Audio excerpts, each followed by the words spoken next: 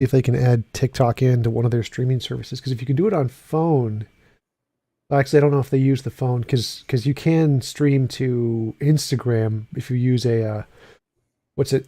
Forget what it's called. The thing that emulator. You can emulate the cell phone in a Yeah. browser, and that's so I do all my Instagram uploads on my computer just by switching the browser to emulate a cell phone setting because I don't use my cell phone or anything.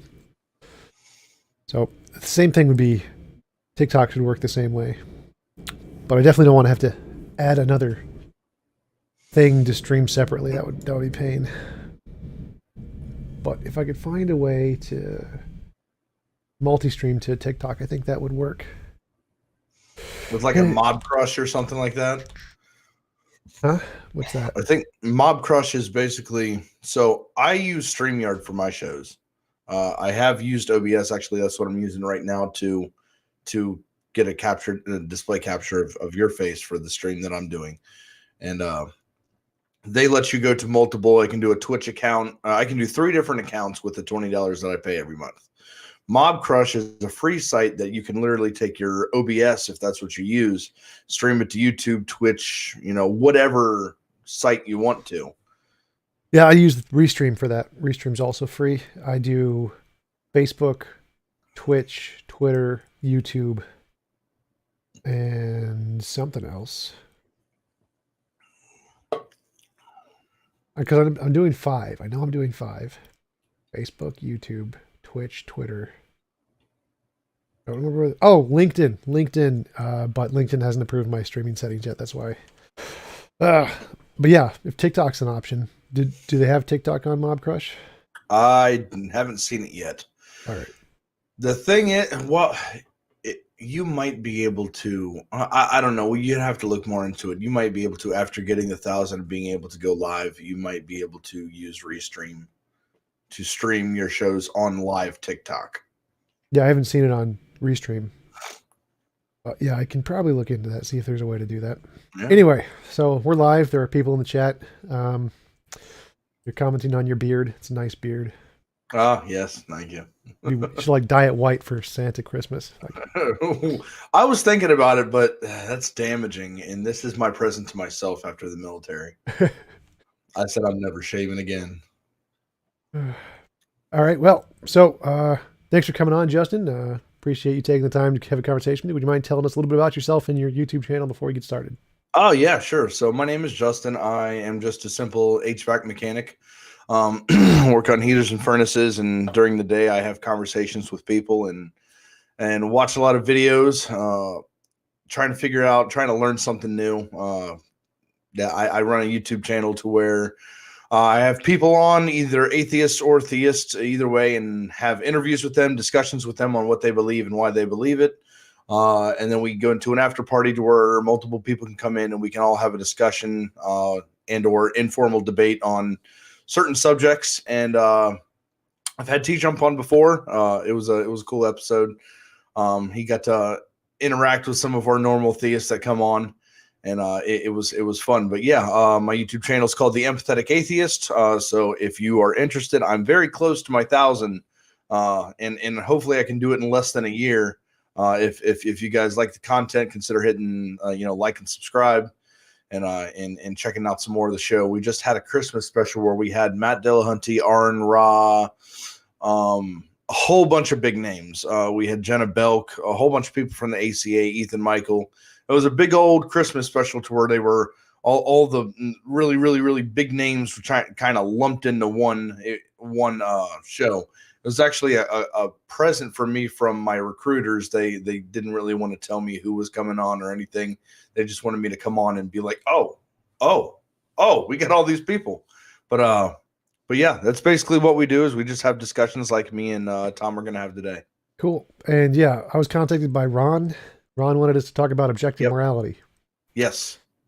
So you don't believe morality is objective, correct? I do not subscribe to it right now. I'm open to the idea, and I've taken a look at some of the discussions that you've had on objective morality, and I mean, so I would subscribe to subjective morality that I believe is all we have, and I can demonstrate it. Okay. My view is that morality is a higher order emergent property like fitness. So, fitness, the thing, animals that can live in more environments have a greater fitness. Fitness is a thing. We don't get an opinion on it. It's not like a subjective feature of our minds in any way. It is clearly a part of the world. And so I think morality is the same kind of a thing. It is a higher order emergent property from just a part of nature, just like fitness is. So fitness just describes how certain animals can survive in certain environments. And I think morality describes how certain agents or conscious things interact with an environment similarly to how fitness does. So fitness and morality are separate things, but they're both higher order emergent properties. And so I think morality is real and objective, just like fitness is. Okay. And when you speak about morality, are you speaking of, because in I know people change their minds on things sometimes, so I'm not sure if you have or not. So you've spoken before about how morality is kind of like a the best possible world that you could come up with. Well, that would be my extrapolation. So, for example, fitness, we can look at what fitness is, and we can see that there are changes in fitness over time. Like certain animals get more fit, certain animals get less fit, and we can imagine what is the greatest possible fitness, essentially, which would be an animal that could live in any possible environment.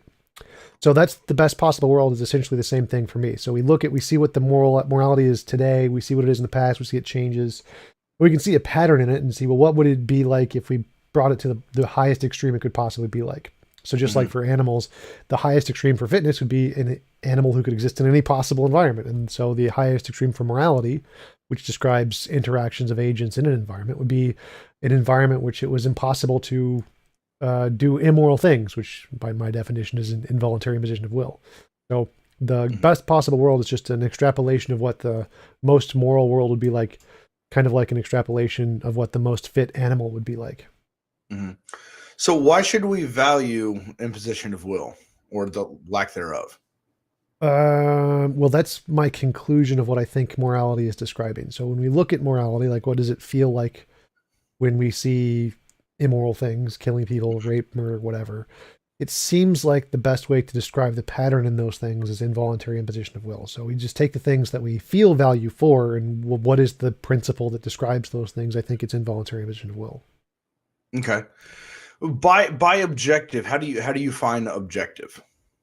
Things that exist independent of mind or opinion. Okay. Something that's undeniable outside of human opinion. Yeah, I mean, I wouldn't say undeniable because a solipsist can just deny everything other than their own mind. So everything's pretty much deniable. But I would say objective is like scientific objectivity. Just we can demonstrate it exists independent of human minds as much as we can. Okay. So I think we would agree if we were to sit down and talk about certain points or actions that can be done in our reality that we would across the board agree that we feel like this is good and this is bad. Basically, my view of morality is that I believe that there is a subjective morality within the bounds of what we can understand. If you go to any court case with a jury, any PTA meeting, any city council meeting, you can see a bunch of people from a society come together, sit down, put their subjective opinions into a bucket. We add all these opinions up. At the end of the day, whatever the majority is, you appeal to the majority, and then that majority starts making objective laws. And those objective laws, kind of like a stop sign. You have a stop sign. That stop sign is objectively there for you to stop. Now, if you run through it, a cop can pull you over. He can give you a warning or he can give you a ticket. Now, that's him putting his subjective opinion in how harsh the consequence should be. But the law of not running through a stop sign objectively exists. Now, when it comes to saying why should we not run the stop sign, it could be a number of different reasons, and I feel like those are moral reasons. And I feel like every time we break the moral reasons down, it's something that we value, something that's meaningful to a person or a person values. And at that point, I see that value as just their subjective opinion. So at the foundation of every moral decision or every moral thought or feeling is a subjective opinion that it's grounded in. Sure, I definitely agree that there's a subjective opinion, just like there is a subjective experience. Like when I see the TV, I'm clearly my subjective experience of the TV. I can't share with you. Nobody else can see it. Mhm. But that doesn't mean the TV isn't there. There's still an objective thing there that the experience refers to. So that's what, Mhm. when I mean objective morality, I think that we definitely all have subjective feelings about what is moral. But the question is do those feelings refer to something that exists independent of us? Is there a truth value to them? Can those feelings be correct or Mhm. incorrect, and do they describe reality? And I think the answer is yes. I think that just like we can have correct or incorrect opinions about the more fit animal, we can have correct and incorrect opinions about the more moral outcome. So, for example, just like when we see, I think I have a feeling that that animal will be able to survive in more environments than that animal, and I could be wrong. That's Mhm. a factual claim. Like it can be tested whether or not this animal can or cannot survive in more environments than this or animal. And I Mhm. think the same thing can apply to morality. So I can say that if we follow this rule will lead to a society that has more less involuntary imposition of will or whatever, Mhm. because we will be able to survive essentially in more environments, or we'll have less people hurting other people. There will be more positive interactions between agents Mhm. in that environment than other environments. So I think that morality, like fitness, is describing something in the world, not just our opinion, even though we have opinions on it. Mhm. So I would ask stupid and arbitrary questions like, why is it a good thing for animals to have fitness? Well, fitness is a not morality. So morality and fitness are two different examples of uh, higher order emergent property. So it wouldn't be fitness isn't a moral thing. Fitness is just a different higher order emergent property. Mhm. Well, on any moral stance, then what? Why? Let's just say the stop sign analogy that I brought up. Why should we? Why ought we stop at a stop sign? Well, we shouldn't. Those are just made up laws for humans. Those aren't moral at all. Uh, Moral laws would be like we should not kill, or we should not harm people for Okay. fun. Okay. So why shouldn't we? Well, I would say that's the same reason why gravity is gravity. So if you're asking why should we not do immoral things, it's like why is gravity this and not some other law? Well, that's because that's what we mean by the words. So if we say like why is gravity the stuff that falls? Well, I mean there's this feature of the world that stuff is falling, and we use the term gravity to describe that. So Mhm. there's this feature of the world that we have these feelings that it's wrong to kill or whatever, and we describe those with the terms morality. And the question is well, do those feelings describe something in reality? And I say yes, they do. There is a feature in reality, like a law of nature, which is the higher order emergent property of morality, that it is describing. So asking why should we do something or why should we not do something immoral is like asking why is gravity gravity. That's just the term we use to describe that phenomenon. Okay. I'm trying to process that because gravity is what we use to describe how things are interacting with our reality. Why things drop at 9.8 meters per second squared. Those are objective facts that we can describe within our reality, and we can demonstrate those facts. I can take any object and drop it out my window, and it's going to drop at the same rate of speed every single time towards the center of the earth. Um, to say that that is equivalent to we shouldn't kill, I'm missing the connection there. Okay, so when you ask why shouldn't we do X, Hmm. the reason we shouldn't do X is like saying, well, why does gravity cause things to fall? Like those are synonymous terms. Like the term gravity refers to the thing causing stuff to fall. So asking, well, why should we not kill?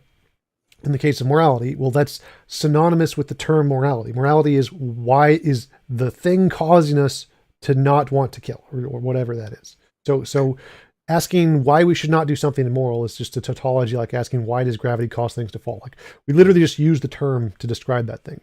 The the thing exists, and so that's all that matters.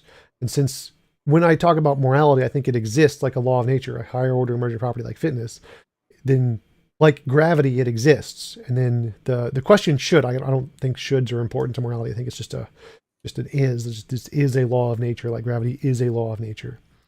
And the should is just something, our subjective opinion on it, how we describe it. The should is, we think we should not kill people because that's how we're feeling. Just like we think stuff falls, which is how we describe gravity. So the should is just our subjective interpretation of the thing that exists. Okay. Yeah, I would just say that should right there, that opinion is the foundation of what we call morality. In its, if it's grounded within a subjective opinion, I can see exactly what you're saying, and I agree with you. In the best possible world, that we should have the least imposition of will. But when I ask myself, why should we not impose on somebody's will, I go back to thinking what my feeling is. Like you said, it's a person's feeling. So when I think about that, I think about what my personal opinion is on the matter, and then we can start creating objective laws saying this thing is immoral, we shouldn't do this. Right. So again, the shoulds are totally subjective. They don't matter to morality at all. They're completely irrelevant. They're just the stuff in our heads. Okay. The morality is actually what it really is a feature of reality. So it's an is. There's no should there at all. The should is something we impose on the morality. The morality is a higher order emergent property like fitness. It exists. And then we take that and interpret it in a way to apply these shoulds to it. The shoulds are not there. There's no shoulds in morality at all. Morality is the shoulds we apply to it. The morality that actually exists is just an is. This is a feature of the world, which is a higher order emergent property like fitness. Okay. So yeah, I guess we're kind of stuck right there, because I still feel like it's that our subjective opinions and why we should do things can kind of help describe what's moral or immoral. But I do have another interesting route that I'd like to talk to you about. Is that when we talk about the imposition of will, we want to live in a world to where we have choice, where we can make free choices. And within that type of world is impossible for me. So I would need your help on trying to get there, because I do describe myself as a hard determinist. And that, even though it's not directly related, I still feel like within this conversation of me being a hard determinist, that in any possible world, that free will is not even a possibility, even in the best possible world. So imposition of will is really not something that I think we can even achieve. Well, will isn't the same as free will. So right now I'm a hard determinist too. Compatibilism is the position that free will is compatible with determinism, so they're not contradictory. It's not, there is no libertarian free will. All it means is that your brain acting like your brain does is what we're going to call free will. So my brain right now is fully determined by all of the preconditions of the universe, but my desire to eat ice cream is still what we're going to call free will, even though it's determined by my neurology. So in the best of all possible worlds, there's no involuntary imposition of that, just your brain state desiring the things it desires. And that's all you need. So it's just will. It's not free will, it's just will. That's why I make the distinction there. So how I would describe the lack of free will, not lack of free will, but the complete absence of free will that I have, is that I was born into an existence that I didn't choose. And I think you'll agree with me with everything that I say. That just to sum up why I slightly could possibly disagree with you. Born into an existence that I didn't choose, with parents that I didn't choose, and a body and brain, taste buds and muscles that I didn't choose, and a geography and location that I didn't choose, with a childhood full of experiences and influences that I didn't choose. All those things create this thing called an arena of faculties that describes my personality, my morals, what I think is good, bad, right, wrong, true, and false. If all of those things are based on external factors, I would not even say that any of those were a choice made by me, whether influenced or not. I guess I could agree that if it's a choice being made with my brain, that I could see where you're coming from compatibilism. But if my brain was something that I didn't choose, then that's once again completely outside of a will that I would have. Right. That's not part of the argument. So compatibilist determinists, we all agree that, yeah, our brains are completely determined by the universe before us. We didn't get any choice in saying those don't matter to will. All that matters to will is your future choice. So right now, it would be moral for me to be able to go to my own universe and design it however I want. And it doesn't matter that all of my brain states prior to this are determined. Like, that doesn't make a difference. The will is just the determined desire of those brain states. That's still will. So non-imposition of will is just your ability for your determined brain states that I like ice cream to be fulfilled. That's it. There's no freedom there. You don't need freedom. So what's the difference between that and somebody forcing their will upon you, if determinism is true? There's only one will in the case of the ice cream, and there's two wills in the case of the person forcing the other person. So if one will is going unimpeded, that's fine. But if two wills collide, that would be the difference. Okay, so you're saying that the will of the person wanting to make their own quote unquote choice and the other person that's forcing themselves upon the first person's will, now you have collision of two different wills. If determinism is true, then one of those wills could not, in fact, do what it wants to do, I guess. What? I don't get it. Okay, so you have person A that wants to walk to the store down the street, and then person B wants to rob them as they're walking down the street and forces themselves upon that person.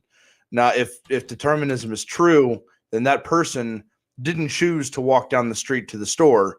And then when they're stopped by the person that wants to rob them, if determinism is true, the person who's robbing person A, that person was determined to rob them. So there could only have been one possible outcome of the situation that was both outside of both of their wills. And I guess that's where I'm hung up to, where I can't really value imposition of will, because it was meant to be that way and couldn't be any other way in the first place. Well, it could be. You just change the physics. So like if you make it so everyone has a personal force field, well, then problem solved. Okay. How do we take that personal force field and bring it into our current reality we have right now? Physics? Like more technology? Once we get more technology? Okay. So as of right now, like today, what is the best that we have when it comes to morality? Well, so there's a difference between an objective morality, which is the system that would be the extreme. Like, you remember I used the example of the highest fitness animal. Like, there is no highest fitness animal on Earth. None of them are the perfect fitness. They all die in pretty much space. So there's clearly, we don't have an objective fitness animal that exists, but that doesn't mean there isn't an objective fitness. If we could create an animal that could exist in all possible environments, it would have the objective fitness amount. Okay. So you believe in an objective morality that we haven't quite gotten to yet. Yes, like this world is horribly immoral, so obviously we haven't gotten there. But again, this is the conclusion. So this would be what the best of all possible worlds would be like, or the goal that we're trying to obtain. It's not, we don't have it now, but it's the standard. So we can say the biggest number is this, and then we can compare where we are today to try and get closer to it. Okay. I think I see what you're saying. And one sec, somebody asked a question in the chat, like, sure. Would morality exist if humans didn't exist? Yes, I think morality is a feature of the world. It is a real thing that exists. So like fitness, it is a measure between whether or not, and how many environments an animal can live in. Even if there were no animals, that measurement would still exist there to make a comparison. So yes, that would still exist even with no humans. Do you want me to answer that question too? Sure.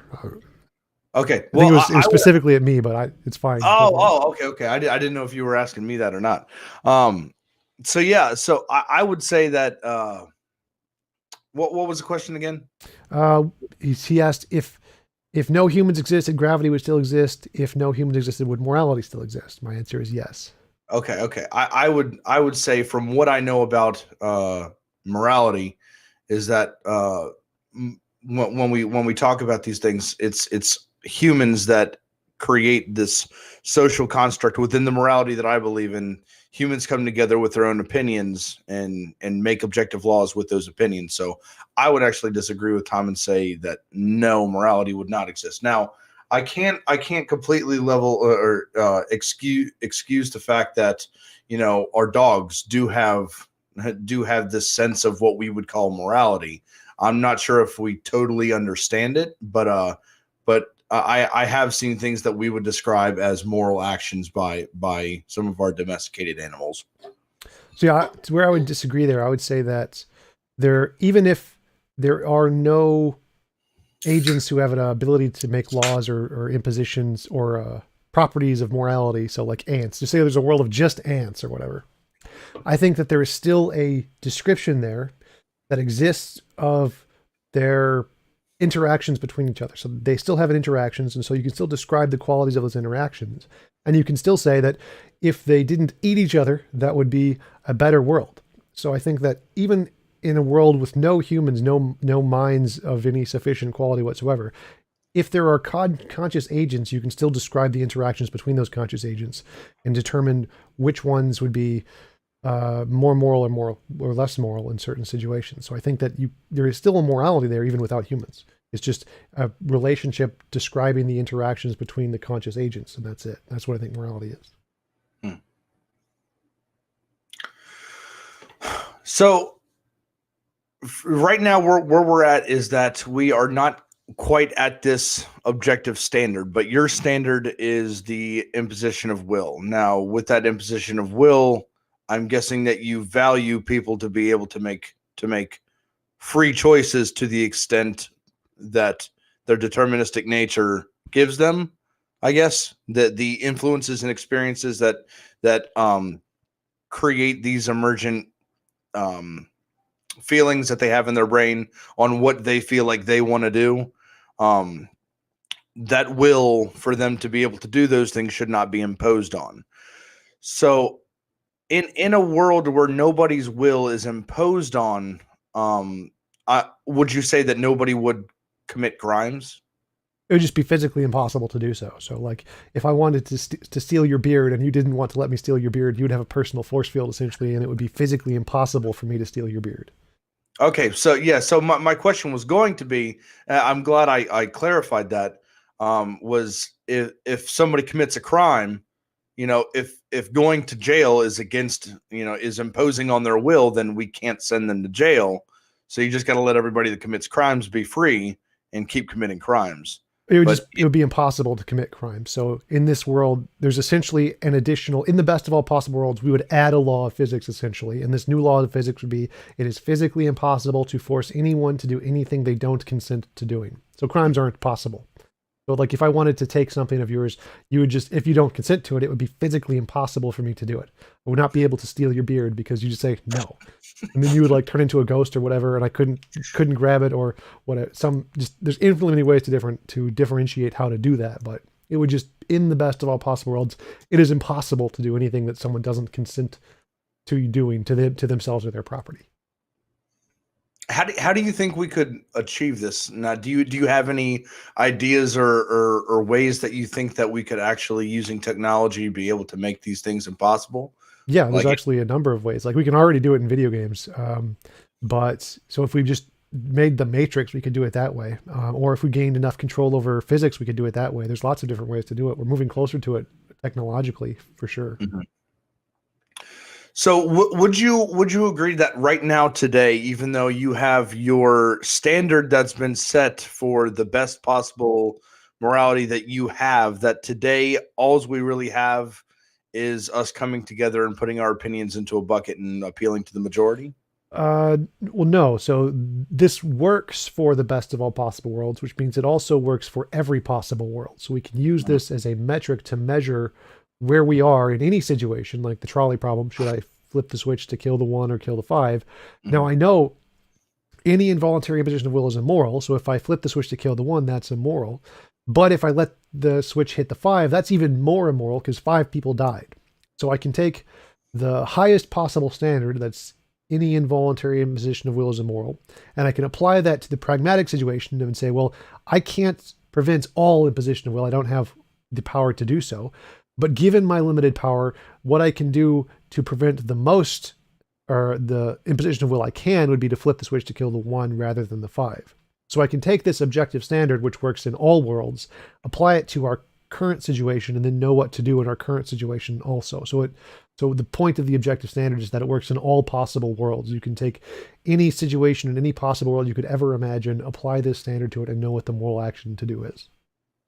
So I think there's a couple different trolley situations that I've heard of. So within the one that you're speaking of, I'm guessing that there's 5 people standing on the tracks, and you could flip a switch to remove them from the tracks, or to drop one person in between them and the trolley would kill that one person instead of killing the 5 people. That's the Fat Man version. So my version is there's 2 tracks. I'm at the switch, and the track and the train is coming down, and if I don't flip the switch, it'll kill the 5. If I do flip the switch, it'll go down the second track and hit the 1. But then the Fat Man version is that you're standing on a bridge over the track. There is a really, really, really fat guy, and if you push him over, he is of such sufficient mass, he will stop the train. It'll kill him, but save the 5 guys on the 1 track further down. Now, do you find those as different moral situations? Sort of. So in the first case, of just the 2 tracks, the death of both people is attributed to the trolley. So the trolley is going to kill both. You didn't deliberately kill anyone. Whereas in the second case of the Fat Man, you are deliberately responsible for the death of the Fat Man, because you literally pushed him out of the way. So in the first case, because there's a fat guy standing there, presumably he doesn't want to fall, you are going to impose on his will and push him to cause him to fall. You have done the immoral thing. In the case of the switch doesn't will anything. So you can flip the switch as many times as you want. That'll never be immoral. And so the thing that the person standing on the first track is probably fine. Their will is not being imposed upon by you. They are freely standing on the track. But what imposes on their will is the trolley that comes and hits them. So in the case of the Fat Man, you have pushed him, which imposed on his will, and the trolley hit him, which imposed on his will. So that's two bad things. Whereas in the first case, just the trolley hitting the guy imposed on his will, but you didn't do anything. So you didn't impose on his will by flipping the switch. So that's the difference between the 2 cases. In the Fat Man one, you imposed on his will by pushing him, which is one immoral thing, and the trolley imposed on his will by crushing him, which is 2 immoral things. In the case of the switch doesn't care, so you didn't impose on any will there. The guy got hit by the trolley, which imposed on his will. He didn't like that. But there's an extra immoral thing in the Fat one, which is you pushed him. Mm.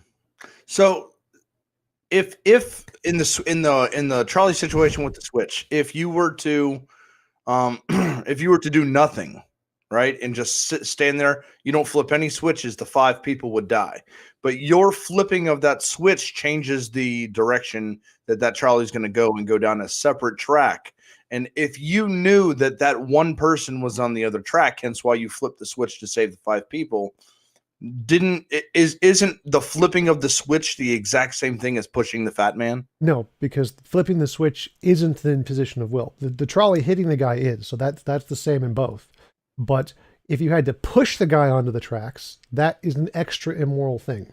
So it changes the attribution of the immorality. So in the case of the Fat Man, you have to push him.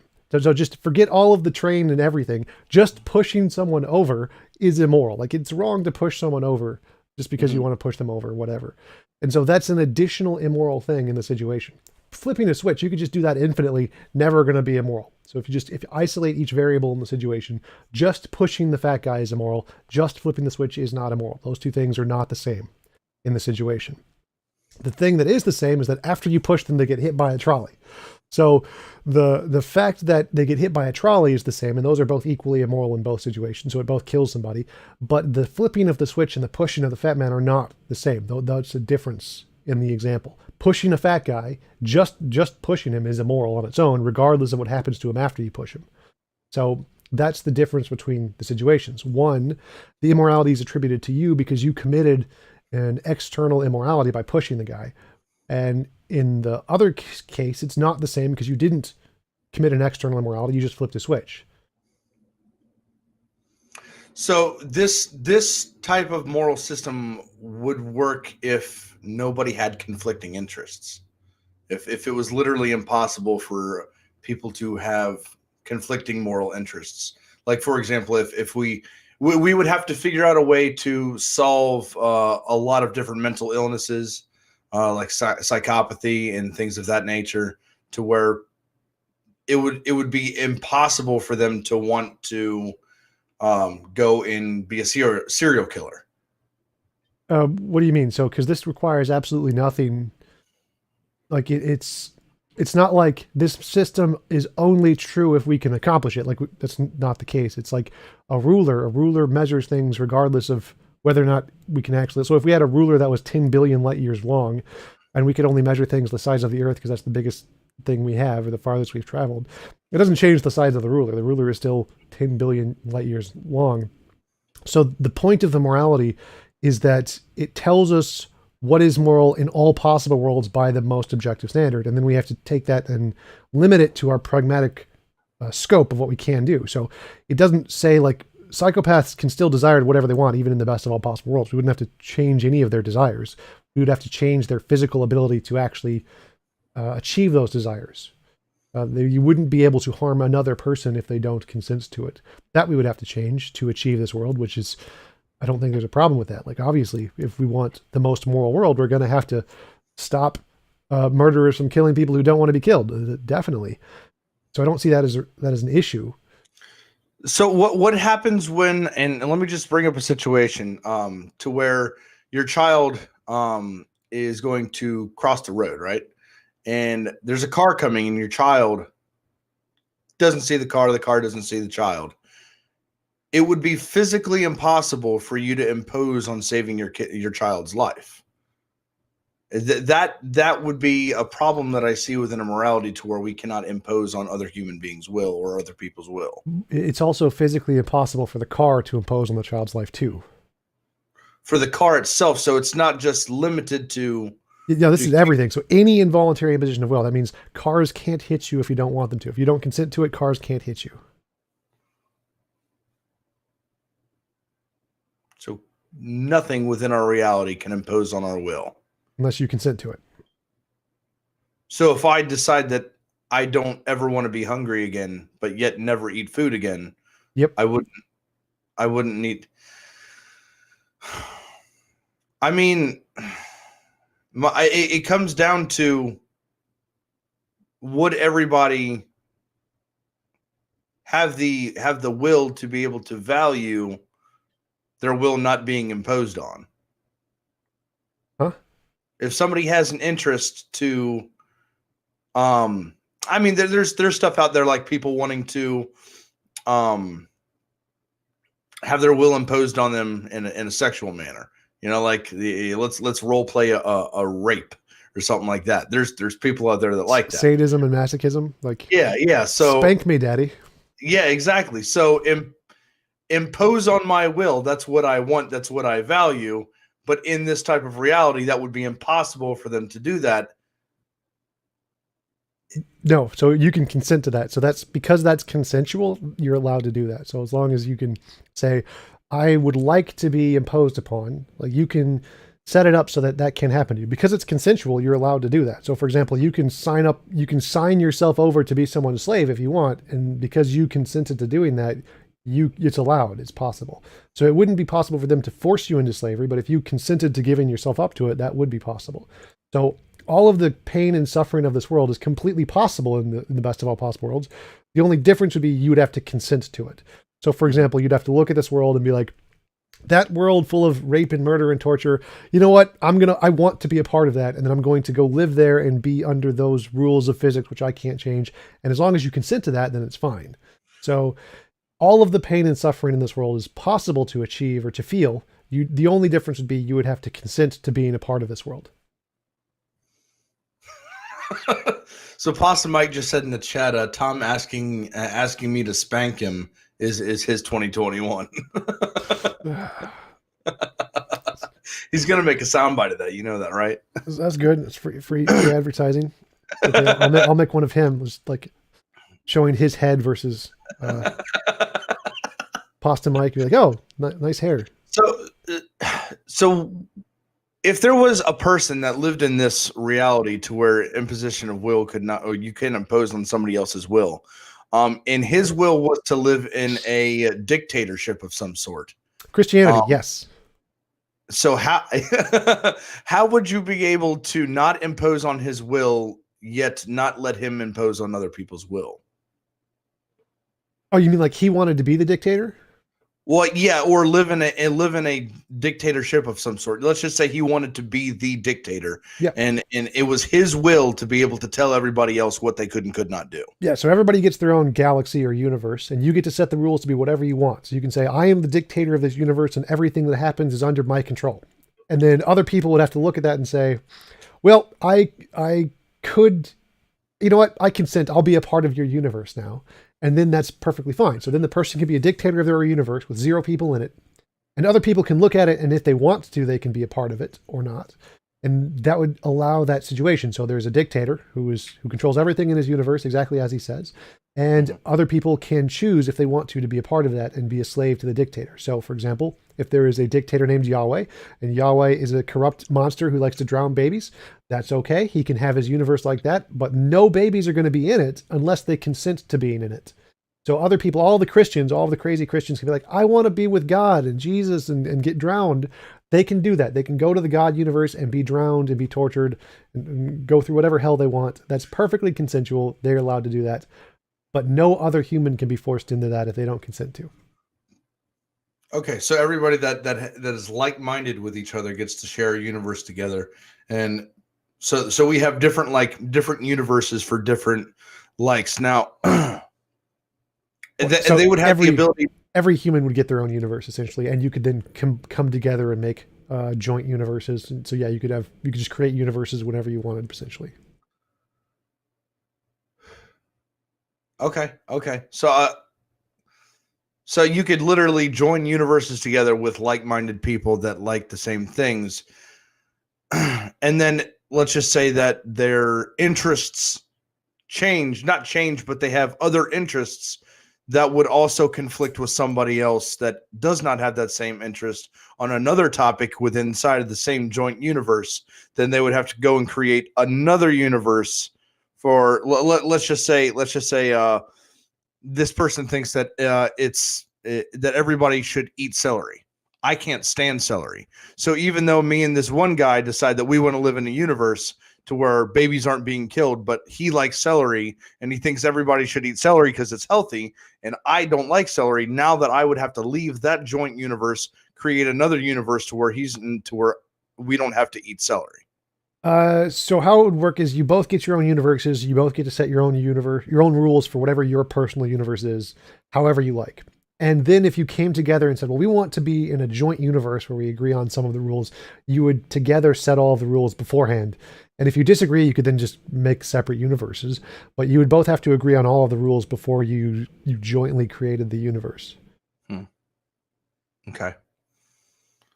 So this is pretty much the standard that you have set, but that's been set by this objective morality on it will be the perfect world, the best of all possible worlds when we can achieve this.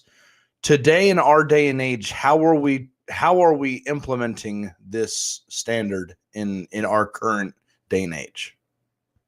Well, since I invented it, we're not yet. What I hope we will be. The point is that we can use this as a model to try and get closer to the best of all possible worlds. So we can know that if any involuntary imposition of his will is wrong, then we can know that making it illegal to smoke marijuana is immoral. Like we shouldn't be doing that. We should know that putting people in prison is immoral, and we should do that to the least amount we have to. So the war on drugs is immoral. We should stop doing that. The death penalty, killing people, is immoral. We shouldn't do that.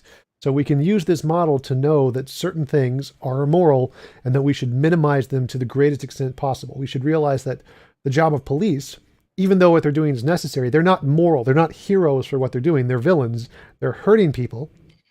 And so we need to only do that in the absolute necessary cases. We should not be doing that. We should not be glorifying police putting people in prison for drugs and nonviolent offenses. That's horribly immoral. And so if you understand this moral system, you can assess the morality of those kinds of actions and realize they're wrong and we shouldn't be doing them. And we can use this as a metric to try and move the world closer to the best of all possible worlds. So my mom is a conservative, very right-wing, and we do not get along really at all. But she's still my mom, and I still love her. So if she had a universe to where she's conservative, and I have a universe to where I'm a atheist and, more of a liberal. How would we be able to visit each other? Phone calls. So, well, you could use phone calls. You could call each other via the inter-universal telecommunication system, or you could just say, "All right, I will be a part of your universe and live in your rules for Thanksgiving or whatever, for Christmas, and just be there for a few days." And that's perfectly fine too. So it's just like when you travel to your mom's house, you live by her rules essentially until you leave. And so it's the same kind of a thing. You could go to her universe for a weekend and to visit, and then go back to your universe when you're done, or just have a phone call, because the phone calls wouldn't impose on either of your wills as long as you allowed them. As long as you answered the phone, because that wouldn't be imposing on your will. Yep. You knew, and I knew it was my mom calling me, knowing how she is. Yeah. Caller ID. Caller ID. Universal, inter-universal caller ID. Yep. So I like your model and I like your idea, and I agree with it, because I would say that I value not imposing on people's will. I think that would be, in my opinion, the best universe possible. I'm just trying to figure out how we can use this model that you have created in today's day and age to try and make our society better right now. Because we don't have the technology, we don't have the universes. How we would travel to and from these universes is still a factor that we have to figure out. Once we find these universes, we have to make sure these universes don't have volcanoes that impose on our will and kill people, and natural disasters and things like that. I mean, there's a lot of work that would go into creating this perfect amount of universes that would never ever impose on our will. I mean, we would even have to go to the extremes of, I don't want to breathe anymore, but yet I want to live. So now we would have to figure out a way to where we can have people live without breathing. It seems like a lot of work. So where would you start in today's day and age on trying to reach this, what I would say is unreachable goal? Well, I mean, it's definitely reachable because we can do all of those in the video game today. So I don't know why that would be unreachable. But there's a difference between pragmatic and objective. Objective is what we would do, or what is moral, if we had infinite resources. If I was an all-powerful being, what would be the moral thing to do in situation X? So like if we take the trolley problem and think I am a god of all-powerful stature, would it be moral for me to flip the switch? Well, no, because there's a more moral option there. My more moral option is to stop the trolley with my all-powerful powers, or just lift the trolley up, or to make the people ghosts so that they don't get hit by the trolley. The most moral thing I can do in that situation, if I'm an all-powerful being, is to make it so there is no involuntary imposition of will. So the point of the objective moral standard is to be able to go through any moral situation and say, if I'm an all-powerful being, what is the moral thing in this situation? It's not to flip the switch. That's the pragmatic thing. That's only moral given our limitations. So we have to start from the point of, well, what's the absolute best you could do if you were an all-powerful being, and then work your way backwards to our limitations. So if I was an all-powerful being like a god, the most moral thing to do would be to create the best of all possible worlds. Like, this shouldn't be a technological problem because he's an all-powerful being.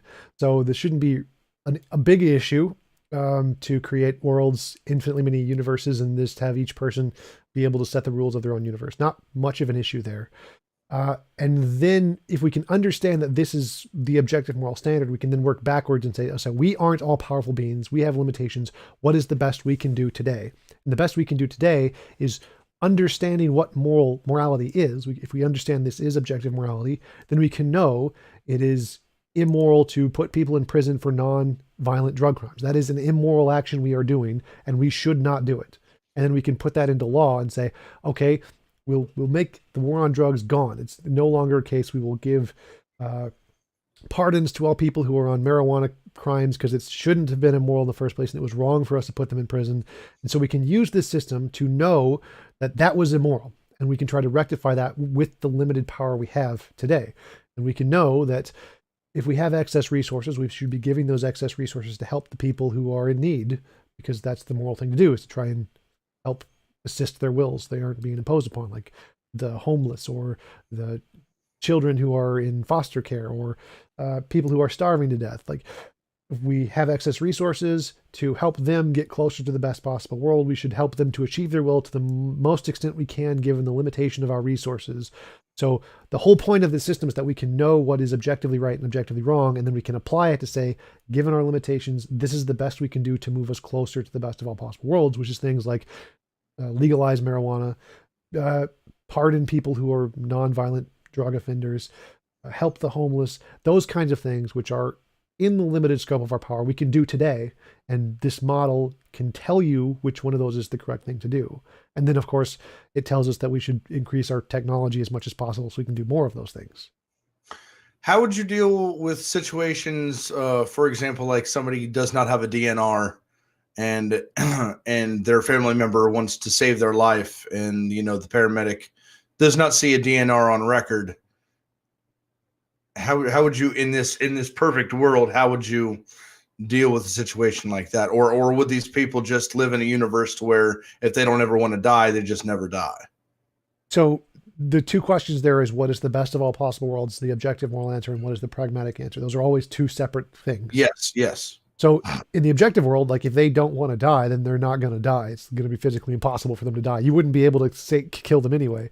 In our world, if they don't have a DNR, then as far as we know, they haven't stated they want to die in the situation. So we'd save their life because we assume that they don't want to die. If they have a DNR, then that's a public admission they do not want to live in this case, and it would be moral not to resuscitate them. So again, it would be the same thing. We do the least involuntary imposition of will. If they have consented to die, then we let them die. If they have not consented to die, then we assume that means they don't want to, because we can't read their mind. So we'll just keep them alive until we have other information. Would we be able to impose our will on inanimate objects? Because in this world, inanimate objects would not be able to impose their will on us, but we would be able to impose our will on inanimate objects. Yes. So inanimate objects do not have a will, so it is not an imposition of will to throw rocks. Okay. So like I said, I'm going to say this tons of times. I personally agree with everything that you're saying, as in this would be, in my opinion, the best possible world. I know we can do it in video games, and I'm still trying to see how it would, how this could be today in our day and age, how we could start to get towards this, towards this goal that we have of having infinite universes with infinite amount of will, and we could never have our will imposed on. The idea sounds great. I just don't know how we could realistically get to that goal, because I mean, as of right now, like I said, the morality that I believe exists, even though it has multiple holes and multiple flaws in it, there's all kinds of stuff wrong with the subjective morality that I subscribe to. But I can demonstrate how that works right now today, and what we do with that subjective morality in this day and age. How would you do the same with your objective standard? So because I think I've already answered that 4 times. We do it the exact same way. So any way that you demonstrate subjective morality and apply it today, I apply the objective morality today. So I can say that you can say it's wrong to kill people for fun. I can say, yes, it's wrong to kill people for fun. How should we apply it today? It would make it illegal to kill people for fun. That's the same in both models. So Gotcha. The applications today, it's like Einstein imagines traveling at the speed of light. He could get nowhere near the speed of light. It's not physically possible for him. We can go a lot faster today than we could in his time, but that doesn't matter. He didn't actually need to get to the speed of light. He just needed to imagine it so he could use that as a reference point to measure physics, to make a model. And that's all he needed to do. So I'm doing the same thing. I can imagine what it's like to be in the best of all possible worlds and use that as a model, like Einstein imagining traveling the speed of light, to tell us what to do today. So you can use thought experiments of what we can't do to give us directives of what we can do. So the objective standard tells us what we would do in all possible worlds, including today. Everything we should do right now morally is told to us by the objective moral standard. So I don't understand why that is a stopping block in your position right now. Like for me, if I know that a million has 6 zeros, then I can tell you what all the numbers are below a million. So if I can tell you what the objective moral standard is at the best of all possible worlds, then I should also be able to tell you all of the ones in the pragmatic world also. So How why? to get to the million. What? How to get to the million? Yeah. So how to get to the million is we get rid of all involuntary imposition of will. That's how do we get to the million. How can we do that today? Well, we get rid of one involuntary imposition of will. So right now, there is a homeless person who would like a house and doesn't have one. We give them a house. That is one less involuntary imposition of will. There is a hungry person starving to death. We give them food. That is one less involuntary imposition of will. There is a person who's dying of cancer and wants euthanasia for their suffering to end. If we put them to death, that is one less involuntary imposition of will. We can remove each individual involuntary imposition of will one at a time to move closer to the best of all possible worlds. So like if there's a person in prison for doing marijuana, we let them out of prison. That's one less involuntary imposition of will. If there's someone who wants to do marijuana but can't, we make marijuana legal, and then that's one less involuntary imposition of will. So we can add these up and take every individual involuntary imposition of will and get rid of them as much as possible, and each one moves us closer to that best of all possible worlds where there's none of them. That's how we move closer. So okay, so I and I'm sorry I kept asking the same question. No, it's perfectly fine. Like that's one of the main things that these conversations try to elucidate is having those things. So it's totally fine. I'm glad you are. Okay, yeah, because I'm really trying to understand it. I think I do. With what you were just saying, we can the way that we can demonstrate this and the way that we can work towards this is just taking one away at a time, taking baby steps to get to that million, and taking one imposition of will away. My question is, how do we judge what impositions of will we should start with first? Should we start with the serial killer who doesn't want to go to prison, or should we start with the homeless man on the street? Yeah, so that's purely based off of the limited resources we have. So if we had, in order to let the serial killer out of prison, he's going to go around killing people after that. So if we let him out, the amount of will that will be imposed upon by his release is significantly greater than the amount that's going to be saved by his release. So obviously that isn't one of the things we can do. Whereas if we can save the homeless man, we have enough money, we can give him a home. That imposes on less will than its cost, because we have spare money in this situation. So it's the amount of resources that determines the things we can do. If we have excess resources and we can use those excess resources to help not give them imposition will, then that is the thing to do because we have excess resources. So the way to determine which actions we should do in the current situation is based off of the amount of resources we have. If we have excess resources where we can give them to this person to not impose on their will, and it doesn't cause greater imposition on other wills, then we should do so. Okay, so that's how you would judge the amount of will that's being imposed while taking someone else's imposition of will away.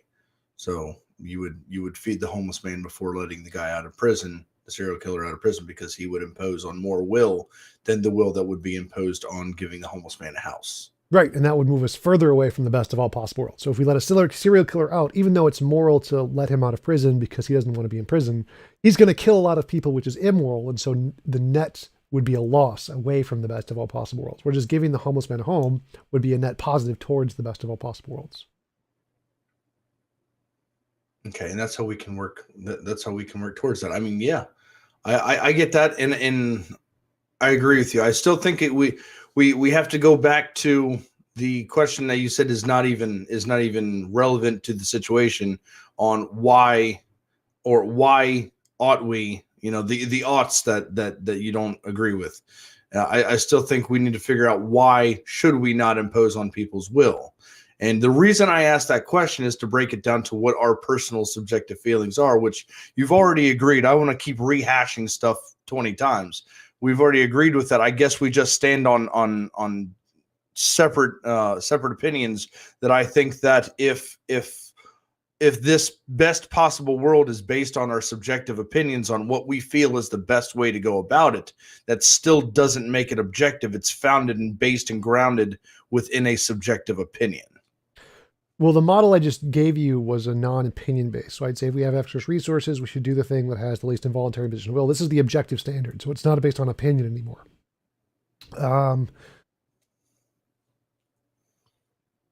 So the idea is that I agree there is no oughts and shoulds; those are purely subjective, but we don't need those. Like they're not even accepted in many models of morality. A question Copsoy asked is, do we still use science to investigate objective morality? The answer is yes. I'm a moral naturalist, and moral naturalism, as one of its tenets, is that we investigate morality just like we do any scientific claim.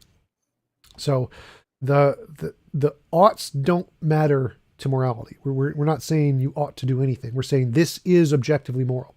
Mm-hmm. Now, whether you choose to do it or not makes no difference. If you choose not to do it, you're immoral. If you choose to do it, you're immoral. But that's irrelevant. It is immoral whether you choose to do it or not. That's what makes it objective. So the oughts inherently make it subjective, because then it's like, well, if I ought to do it or whether I ought not to do it, like who cares? It's moral or immoral regardless of what you think you should do or what you choose to do. If you choose to kill someone, it's immoral whether you think you ought to do it or not. If you want to be an immoral person, then you ought to do immoral things. That doesn't make them moral. The oughts are again not relevant. The question is there an objective standard we can say this is moral, this is the moral standard, or this is not the moral standard? And then whether or not you choose to do it is irrelevant. Like we could all choose to just go to the opposite world and just have lots of imposition of will or whatever. But that doesn't make it incorrect. It's still the immoral thing to do, even if we choose to do it. So the oughts about what we should or shouldn't do are irrelevant. This is a question about objective measurement. We can say, I am objectively 6 feet tall. Just like we can say the best of all possible worlds is objectively X, and this world is some number in between there. And that's just a fact. And then where we go after that doesn't matter. It's just a fact. So the question of objective morality is a descriptive fact saying, here is the best of all possible worlds. Here is where we are. Here is our subjective height in our current world. And then what we choose to do after doesn't make a difference. The objective measurement of where our world falls is going to be objective, regardless of what our choices are, what we ought to do. That's irrelevant. So again, I'm saying morality is objective in that it's a thing. It is a description of something in the world, and our oughts or subjective shoulds is irrelevant. Like it doesn't matter. Like I whether I should try to get taller or shorter, it doesn't matter. It doesn't change my height. My height is still objectively my height. And so our subjective opinions on what we should or ought do doesn't make a difference. It is still objectively the case that this is where our world is in compared to the best of all possible worlds. Mm-hmm. So how would you react to someone if they came to you and almost used the same type of argumentation and says that, well, I believe that my objective morality is based in a God, and that God will eventually take away all of our free will, and all that we will be able to do is glorify that God. And if we were to give people their own universes to do what they want, there would be some that do not glorify this God. So in the best possible world, there would be no free will, and every single person and animal and thing would glorify the God that I believe in. And that would be my objective foundation for morality, because we would do exactly what that God wants us to do. Oh yeah, absolutely. So the way we compare and contrast different moral models is the same way we compare and contrast scientific models, like which one makes the testable predictions that describe reality better. So there are lots of different models of morality. Mine makes predictions about what's going to change in our moral intuition in the future, like the fact that we'll see rocks as falling on people as being immoral some distant time in the future. And if I get those right, that means that my understanding of what morality is, the cause of our moral intuitions, I understand it better than the other models do, and so I'm more likely to be correct. So if the religious model made a prediction that after we die we see God, that would be evidence that they're correct because they made a successful prediction. That's how we differentiate models, is whichever ones make the successful predictions to describe reality. Okay, so you're saying that what your model is doing is showing something that we can actually achieve, rather than the person with the God claim that they would never be able to prove that their God exists? No, I'm saying any testable predictions are evidence. So if you believe in a God and you believe after we die we will meet God and be judged, that's great evidence for a God. I mean, you got it. You got me. Your model is better than mine because mine didn't predict we would meet a God after we died. So whichever model makes successful predictions about reality is the better model. Even if it's a God model. If your God model makes predictions, that's a better model. So before we get to that point where the prediction is demonstrated, how do we judge which model is better? We just analyze the data as best we can. So our data for morality is just moral intuitions. We say, what do we think is right or wrong as far as we can tell? And we tend to agree that drowning babies for fun is wrong. And we just say, well, which models can accurately label that action as wrong and which models cannot accurately label that action as wrong. And we see whichever one gets the most right is the best we can do. Whichever gets the most right. So we ask questions. We ask questions like the trolley. Oh, God damn it. Wrong pipe. Yep. We ask questions like the trolley problem, and we see which models can accurately answer those questions and seem to get the right answer the most often.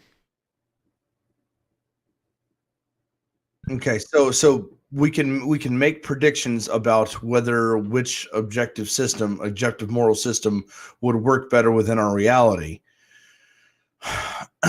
With a God, I'm seeing that being one thing that's being said, right? That is one way that other objective system could work with that God, just us doing whatever he says and not being able to do anything that he doesn't say. And within the model that you brought up, even though I do like it better than having to be under the wing of a God and having to do everything that this God says, because it sounds like communism to me, and I subjectively don't like communism. There's a lot more variables now, and I understand that using Occam's razor is not always the best way to go, but the least possible the least amount of variables within the situation seems like it would be more practical. So I believe that within the system that you've brought up with, there's all of these variables and all these things that we have to figure out and achieve before we could give, we can do it one at a time here. I think we're going to end up reaching some sort of plateau to we're going to be like, all right, so we've imposed as much, we've taken away the imposition of will as much as we possibly can, but now we need to do these remarkable things like find an infinite amount of universes that have infinite amount of planets that infinitely don't kill anybody with natural disasters. It seems like there's a lot of other outside variables that would create more of an issue rather than just a God saying do this. Well, to build it, yes, but to build it, like the variables to build it aren't the same as the variables in the model. So those are two separate things. Like the what it would be required to achieve this thing doesn't make it any more or less true. That's not, simplicity is asserting the least things additionally in the model. So like if I say there's a new ontology of spirit guy in addition to the physical stuff, that's a new ontology. That would be, Occam's razor would say we shouldn't do that. Saying that, well, in the physical world, to build this would require X, Y, and Z. That's not asserting anything new. So I'm not asserting that for this morality to exist, we need to build it. Like, no, I'm saying it already exists. The concept, morality itself is a thing in the world.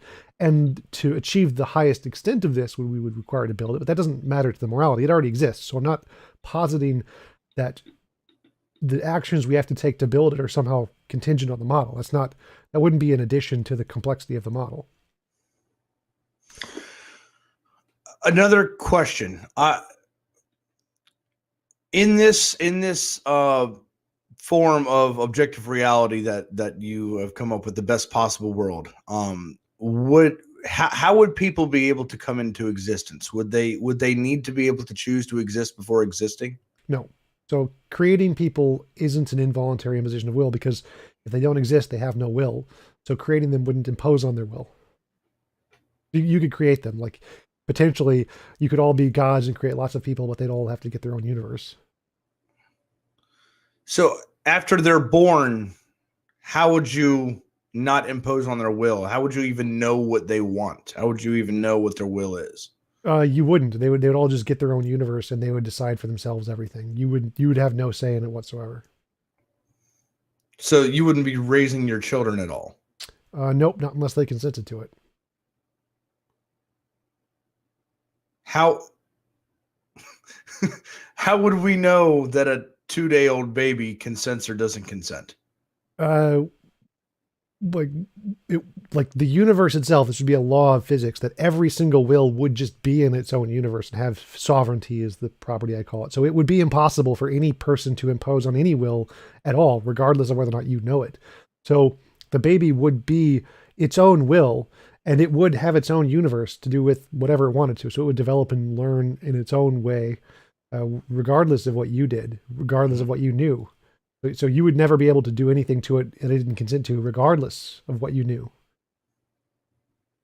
I mean, Tom, this is a great idea. I mean, I feel like this is fantastic. It just seems very, very far-fetched.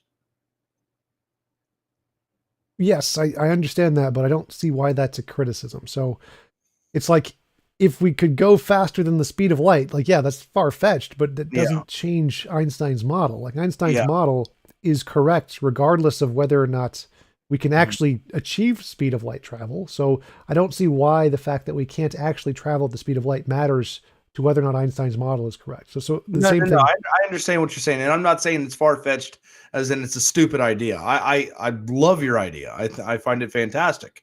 I don't have the trust within within what humans can achieve to even be able to come close to this objective standard. Working towards it one little bit at a time, I can see that. Let's start putting, in downtown cities, let's start putting apple and orange trees up so the homeless will always have something to eat, during the summertime, stuff like that. But with the way that humans exist, and especially the humans that are in charge, the government, very self-centered, very selfish, that would have that money to, plant those trees in downtown cities would have to come from somewhere. It just seems very hard to achieve.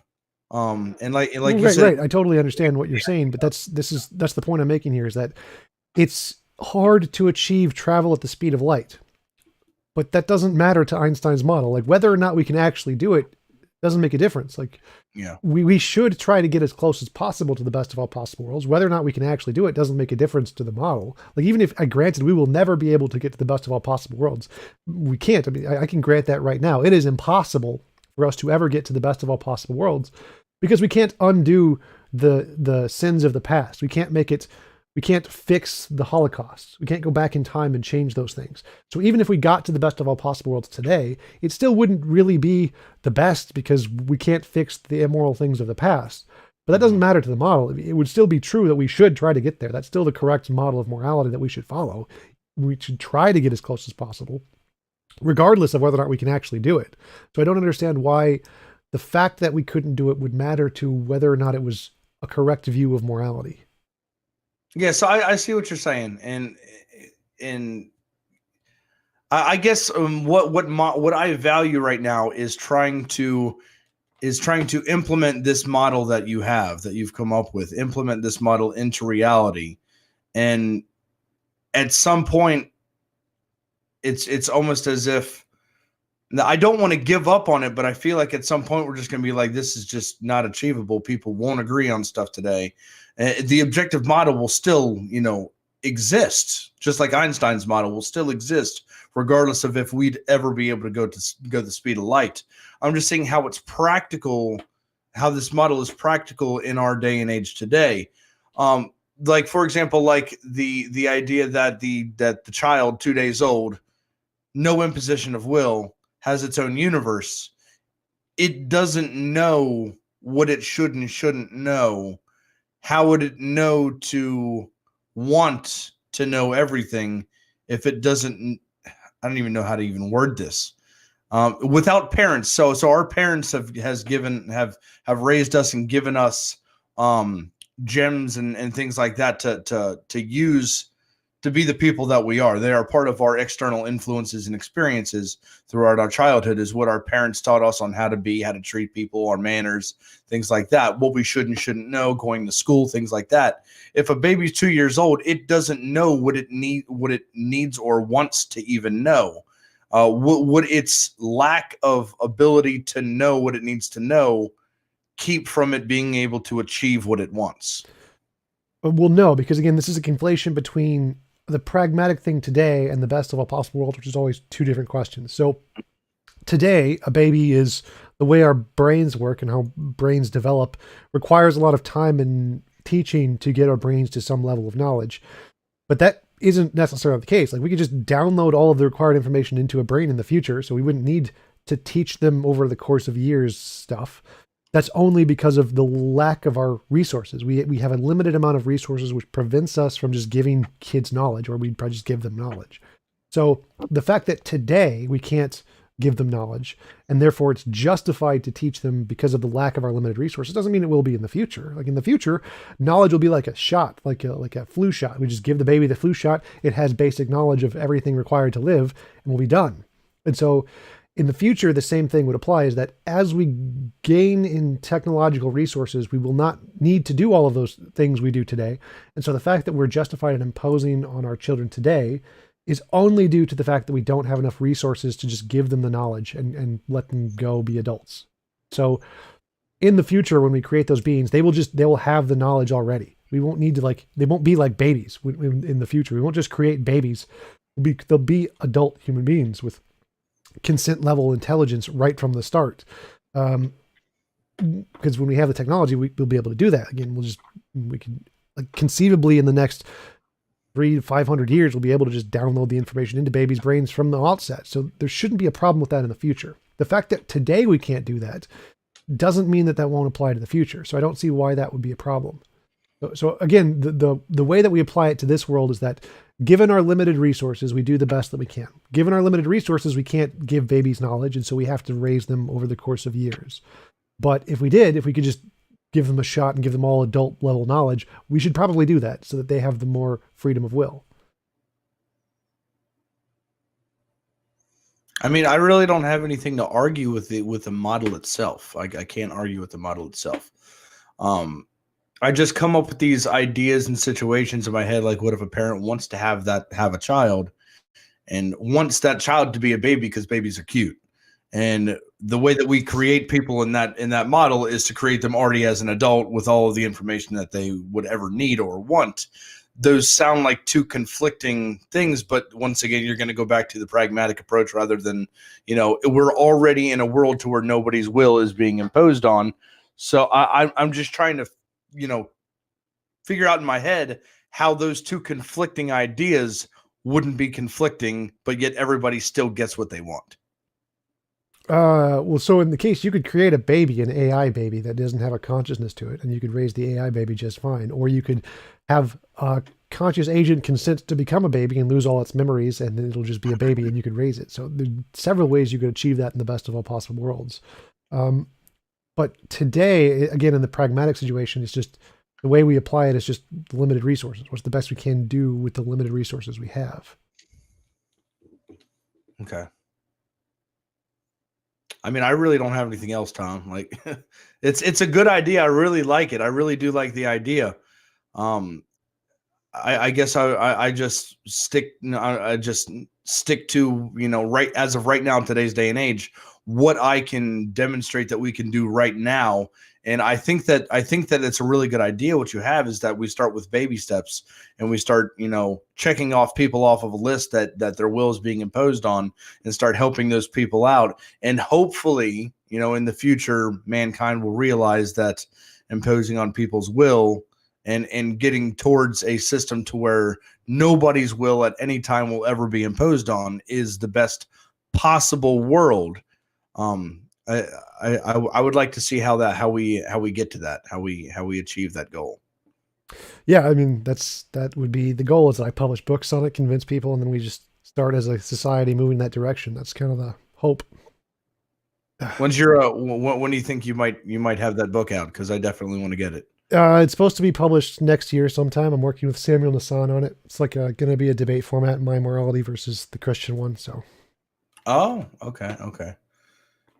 Yeah, see, I definitely don't like the Christian worldview one just because.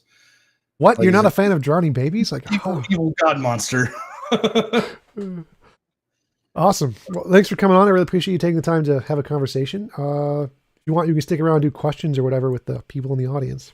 Yeah, sure. I'd love to. Love to. Cool. Are you in my chat? Can you read the questions? I can pull your chat up. Cool, because I need to go to the bathroom. So I'll be back in a minute. Okay, cool.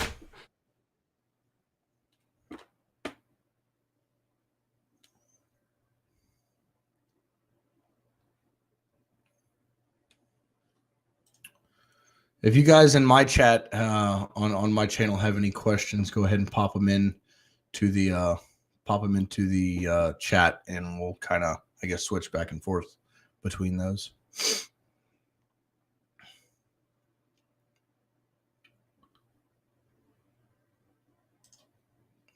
Let's go to TJumps.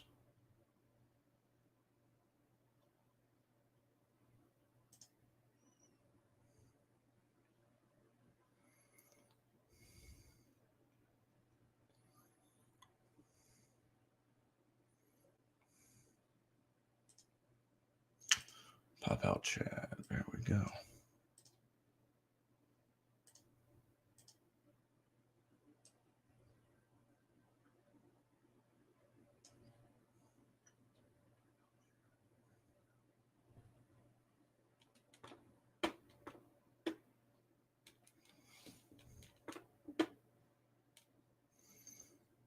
Thank you, stripper liquor. I appreciate that.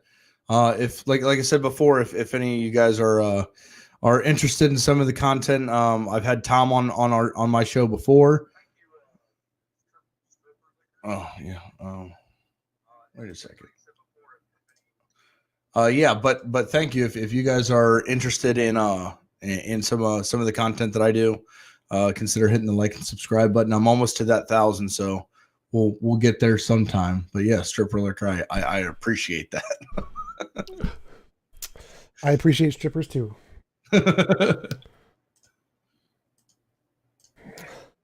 Yeah, I got your chat pulled up right now. Cool. Hey Tioga, how's it going? Tyga.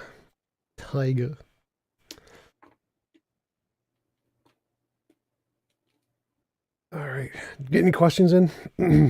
I got a couple. I think I got one in right now so far on mine. Sadie, I have a question. Tom, I just willed my bum not to wobble, but it still wobbled without my consent. That's immoral. It is totally immoral of reality to do that to you. Would I be understanding correctly if I said if we could give a psychopath a pill to make them not murderous, it would be immoral, but probably best under practical limitations? Yes, Silver. That would be sort of. It would be like, today we would have to give them the option of be in prison, or we can give you a pill to cure your psychopathy. You get to choose which option. And then that would be the least immoral thing we could do, and then they can choose one way or the other. Which they would rather have the pill, or would they rather be in prison? I have a question for you, Tom, from my chat. James says, can Tom state clearly what his objective morality standard is without assuming it? I don't know if you saw the whole entire video. State without assuming it, like without assuming what your morality standard is, what your objective morality standard is. Can I say what my objective morality standard is without assuming what my objective morality standard is? I think that's the question. Like, I don't understand the question. Like, in order to say a definition, you have to like assume the definition. I mean, I like if I assume it's not true, I can say I'm going to be a Christian now, and as a Christian, I think Tom's morality is any involuntary imposition of will is wrong. I think that's the best way I can do. Okay. And there's another question afterwards, a follow-up question, not from James, but from Speaker's Corner. He says, follow-up to James' question, why ought we accept fitness as an objective moral fact rather than unfitness? Fitness isn't morality. It's completely irrelevant. Fitness is just a different higher order emergent property. So fitness is not morality. Fitness is just an example like morality of a higher order emergent property that exists. Gotcha. Anybody else got any questions in the chat? Post questions. I like super chats. I also got a new little jingly thingy for alert box that makes a cool little picture instead of like little green box now, which is cool. So if you want to see the cool little jingly thingy, send a super chat or something. Send a super chat to Tom. I got another question here for you, Tom. Do you suggest Platonic realms for grounding objective morality, like an ideal of ethics? Platonic? There's no C at the end of it. Platonic. I assume he means platonic. Yeah. No, I don't think that platonic objects exist. Platonic objects are like abstract objects. It's just like a different ontology of things. Like it's a different realm, kind of like supernatural. And there's just these platonic objects that exist, and one of them is the moral object. No, I don't think that is a good model of morality. I mean, you can use it, but I like physicalism, naturalism. I'm a moral naturalist, so I think that it's a law of nature like gravity. TJump, would you consider converting to Islam if I told you it would improve your life instantly, including a community, a family, and an unassailable objective moral standard? No, I would convert to Islam if it gave me tons of hot blondes, though.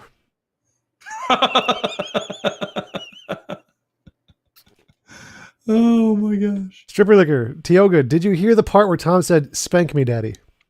Must be a clip made of that. Must be, yes. And then he said it twice. Now they have two different versions of it. Yep.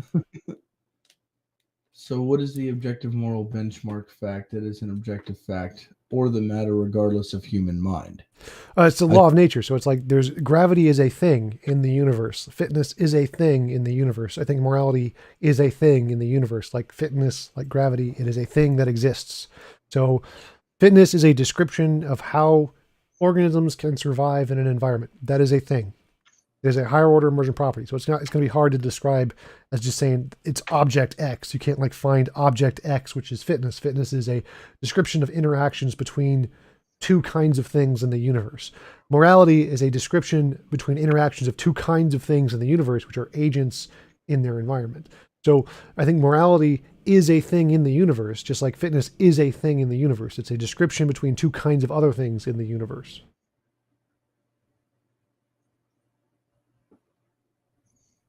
Yeah, I'm seeing a couple more questions, but it's stuff that we have already gone over. Typically stuff that we went over within the first 5 minutes of our conversation. Yeah, we should have recorded the guitar stuff. Like, right? How many guitars do you have? What is this law that is a fact of the matter? So it's like fitness. Fitness is a fact of the matter. Fitness is a description between organisms and an environment and what they can survive within. Morality is a fact of the matter, a description between agents and the environment and how they interact in those environments. So that is the law. It is a description of how agents can interact with the environments, which is a higher order emergent property. Like fitness is a higher order emergent property that describes how organisms can survive in an environment. That is the law. Or the law states the description of the law is any involuntary imposition of will is immoral.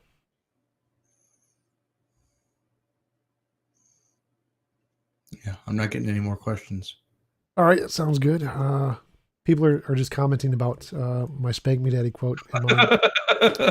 That's what's important. It is what is important. So yeah, I'm cool to wrap up here. That was a great conversation. Thanks for coming on. Appreciate it.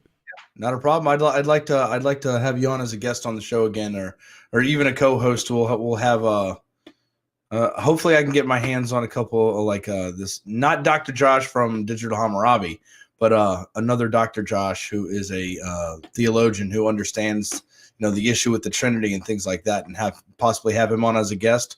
And I'd like to have you on as a co-host if you're willing. Cool, sounds good to me. As long as I don't impose on your will. I'll be on the show. Yes. You know what would not impose on my will? If you sent me $1 million in my bank account, that would not impose on my will. You could do that. Well, Tom, thank you for having me on. It was a pleasure coming on the show today, and I'm streaming right now, so thank you for letting me do a live stream of our conversation. It was fantastic. I really enjoyed it. Thanks. Appreciate you coming on. It was a lot of fun. I will talk to you guys later. All right. See ya.